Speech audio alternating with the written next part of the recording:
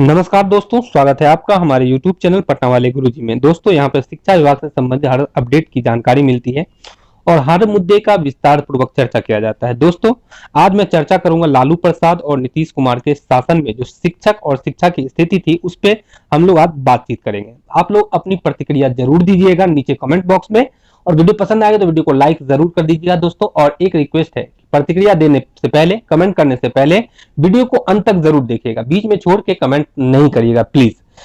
सबसे पहले बात यह स्पष्ट रूप से जान ले कि 1990 से पहले अर्थात लालू जी के सीएम बनने से पहले बिहार में शिक्षकों की नियुक्ति केवल एकेडमिक आधार पर ही होती थी।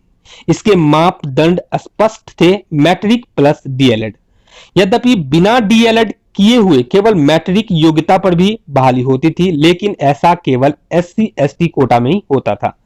बहुत ही दुर्लभ मामलों में ही जनरल कोटा में बिना डीएलएड के कोई शिक्षक बन पाते थे, लेकिन नियुक्ति केवल एकेडमिक आधार पर होने के कारण करप्शन एवं फर्जरी की गुंजाइश ज्यादा तो रहती ही थी, साथ ही उतने योग्यता वाले लोग शिक्षक नहीं बन पाते थे जितना योग्य न्यूनतम तौर पर होना चाहिए था। सबसे बड़ा खामी तो यह था कि प्रशिक्षण महाविद्यालय में प्रवेश भी एकेडमिक आधार पर ही होता था। जब लालू जी 1990 में सीएम बने तो उन्होंने इस प्रक्रिया को परिवर्तित कर एक बेहतर प्रक्रिया लाने का सोचा। इसी कड़ी में उन्होंने 1991 में नई शिक्षक नियुक्ति नियमावली कैबिनेट से पास करवाया। इस नियमावली में कहीं से भी ऐसा नहीं था कि प्रशिक्षण महाविद्यालय से प्रशिक्षित व्यक्ति के शिक्षक बनने के दरवाजे बंद कर दिए गए हैं, बल्कि इस नई शिक्षक नियुक्ति नियमावली में लालू जी की सरकार ने यह प्रावधान किया कि जब प्रारंभिक शिक्षकों की नियुक्ति बीपीएससी की द्विस्तरीय प्रतियोगिता परीक्षा यानी कि पीटी प्लस मेंस द्वारा करेगी, जो प्रशिक्षित अभ्यर्थी इसमें चयनित होंगे उन्हें प्रारंभिक प्रशिक्षित मूल वेतन 35,400 यानी कि तत्कालीन जो रहा हो, और जो अप्रशिक्षित अभ्यर्थी चयनित होंगे उन्हें प्रारंभिक अप्रशिक्षित मूल वेतन 19,900 तत्कालीन जो रहा हो दे होगा। जैसे ही यह नियमावली लालू कैबिनेट ने पास किया, वैसे प्रशिक्षित अथवा प्रशिक्षण करने वाले अभ्यर्थी जो सीधे पैरवी के दम पर पीढ़ी दर पीढ़ी अंग्रेज के जमाने से मलाई खाते आ रहे थे, उनके पेट में मरोड़ शुरू हो गया। उन्होंने पूर्व के भांति सीधे मलाई खाने के लिए पटना हाई कोर्ट में जाकर के केस कर दिया कि हमारी बहाली पूर्व की भांति सीधे होती आ रही है तो बीपीएससी प्रतियोगिता परीक्षा में न बैठना पड़े। और पता है आगे क्या हुआ? 91 नियमावली के अधीन 1994 तक 20,000 तथा 1999 तक 22,000 अर्थात कुल 42,000 शिक्षकों की नियुक्ति बीपीएससी के माध्यम से हुई थी।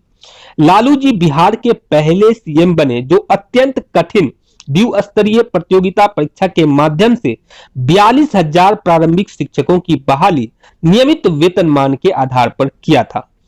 नियमावली 91 के अधीन ही लालू जी ने 2003 में 34,540 शिक्षकों की भर्ती का विज्ञापन जारी किया, लेकिन दुर्भाग्यवश प्रशिक्षित अभ्यर्थियों द्वारा दायर वो मुकदमा जो पटना हाई कोर्ट से होते हुए सुप्रीम कोर्ट पहुंच चुका था।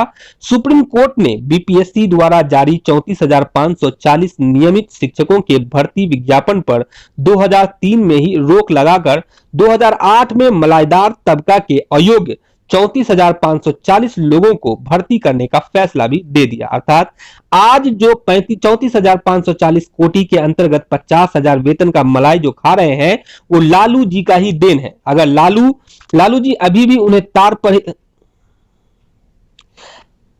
अगर लालू जी ने 34,540 का विज्ञापन बीपीएससी से ना दिया होता तो नीतीश जी अभी भी उन्हें तार पर ही लटकाए होते नियोजित बना करके। यह याद रखिएगा कि 42,000 प्लस 34,540 नियमित शिक्षकों के वेतन का बजट इतना बनता है कि जो अभी बिहार के 3.5 लाख नियोजित शिक्षकों के वेतन का बजट है, जबकि उन नियमित शिक्षकों के वेतन में केंद्र का सहयोग भी नहीं था।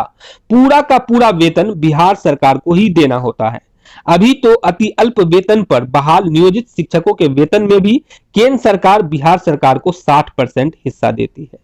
अब बताते हैं आपको शिक्षा मित्र का सच। हाँ जी दोस्तों, वास्तविकता यह है कि 1,500 रुपये मासिक वेतन और 11 महीने के अनुबंध पर शिक्षा मित्र की बहाली के लिए पूरी तरह तत्कालीन पेंशन चोर पीएम अटल जी जिम्मेदार थे, क्योंकि उन्होंने ही 2001 में सर्व शिक्षा अभियान शुरू किया तथा राज्यों को बंधुआ मजदूर शिक्षक बहाली की अनुमति दे दी थी।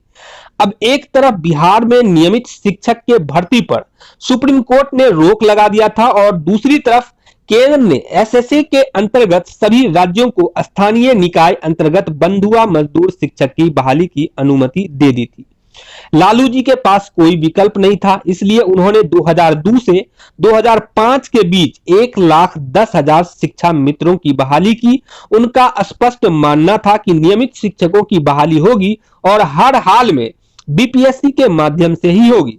शिक्षा मित्र की बहाली केवल तत्कालिक है, क्योंकि सुप्रीम कोर्ट ने नियमित भर्ती पर मलाईदार तबका के केस में स्टे लगा दिया हुआ था। अब चलिए नीतीश कुमार पर आते हैं और नीतीश जी ने क्या किया है उस पर चर्चा करते हैं। नियमित शिक्षक पद को ही मृत संवर्ग घोषित कर दिया तथा स्पष्ट कर दिया कि अब कभी भी नियमित वेतनमान पर शिक्षकों की बहाली नहीं होगी। मात्र 4,000 5,000 के वेतन पर सीधे एकेडमिक सर्टिफिकेट के आधार पर भेड़िया धसान मुखिया प्रमुख के माध्यम से जानबूझकर बहाल किया, ताकि मुखिया जी प्रमुख जी को लगे कि हमरा तो नीतीश जी एगो बहुत बड़का पावर दे दिया है। एक तो अल्प वेतन, उससे भी घटिया प्रक्रिया द्वारा ऐसा भर्ती नीतीश जी शुरू किए कि करप्शन का हर इतिहास मिटकर नया और खतरनाक अध्याय शुरू हो गया। वास्तविकता यही है कि लालू जी ने सिर्फ शिक्षक भर्ती में बल्कि हर विभाग के कर्मियों की नियुक्ति में प्रतियोगिता परीक्षा लागू कर दी, जिससे मलाईदार भ्रष्ट तबका के पेट में मरोड़ आ गया, क्योंकि अन्य विभाग में कर्मियों की बहाली केवल पैरवी तथा रेफरेंस पर ही होती थी। लालू जी ने 15 साल में इंटर लेवल और एसएससी परीक्षा द्वारा 5 बार करवाया, ग्रेजुएशन लेवल द्वारा 3 बार नियुक्ति की, जबकि नीतीश जी अब तक इंटर लेवल में एक बार भी नियुक्ति नहीं कर सके हैं। आपको याद होगा कि 2013 में इंटर लेवल का नोटिफिकेशन निकला था, लेकिन अभी तक क्लियर नहीं हो पाया है। ग्रेजुएशन लेवल एक बार हुआ और दूसरा लटका हुआ है, उससे भी करप्शन का तो रिकॉर्ड ही टूटता जा रहा है। फिर भी लालू जी के खिलाफ प्रोपेगेंडा इतना है कि ऐसा लग रहा है जैसे 1990 से 2005 तक बिहार में कुछ हुआ ही नहीं। हुआ तो बहुत कुछ, मगर बैठे बैठे पैरवी के दम पर मलाई खाने वालों का दम तोड़ दिया था लालू जी ने। अब आपके सामने सब कुछ है दोस्तों। इस वीडियो का आशय केवल यही है दोस्तों कि जो दिखाया जाता है, सुनाया जाता है लालू जी के बारे में, वो पेट में मरोड़ वाले तबके की छटपटाहट है, वो सच नहीं है। यह वीडियो केवल सच से अवगत कराने के लिए है, न कि लालू जी के प्रति हमदर्दी अथवा समर्थन के लिए है। उन्होंने अपने कार्यकाल में जो गलती किया है, बहुत ही गलती किया है, उसका दास्तान भी बहुत ही भयानक है दोस्तों। लेकिन मेरा मुद्दा केवल अभी शिक्षा है और शिक्षक है और कुछ नहीं। नियोजित शिक्षकों के मांगों की दृष्टि से देखा जाए तो नीतीश कुमार के वनिस्बत लालू प्रसाद यादव का शासन बहुत ही अधिक कल्याणकारी था, क्योंकि उस समय मेधा का सम्मान किया जाता था। आज मेधा का सम्मान नहीं किया जाता है।